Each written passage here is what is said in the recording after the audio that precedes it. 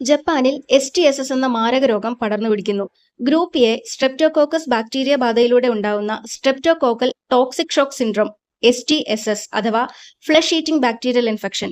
സാധാരണ തൊണ്ടവേദന ഉണ്ടാക്കുന്ന ബാക്ടീരിയയാണ് ഗ്രൂപ്പ് എ സ്ട്രെപ്റ്റോകോക്കസ്. എന്നാൽ അപൂർവമായി ഇതുമൂലം ഉണ്ടാകുന്ന രോഗാവസ്ഥയാണ് streptococcal toxic shock syndrome.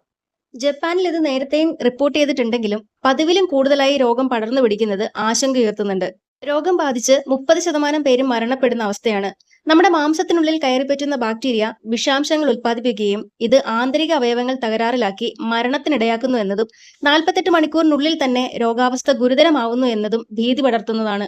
STSS പ്രായഭേദമന്യേ എല്ലാവരെയും ബാധിക്കുന്ന രോഗാവസ്ഥയാണ്. രോഗബാധിതരുമായി ഇടപഴകുന്നത് രോഗവ്യാപനത്തിന് കാരണമാകുന്നതിനാൽ സാമൂഹ്യ അകലം പാലിക്കുക എന്നതും പൊതുസ്ഥലങ്ങളിൽ പോയി വരുമ്പോൾ സോപ്പ് ഉപയോഗിച്ചോ സാനിറ്റൈസർ ഉപയോഗിച്ചോ കൈ കഴുകുക എന്നതും അടിസ്ഥാനപരമായി കോവിഡ് പ്രതിരോധ മുൻകരുതൽ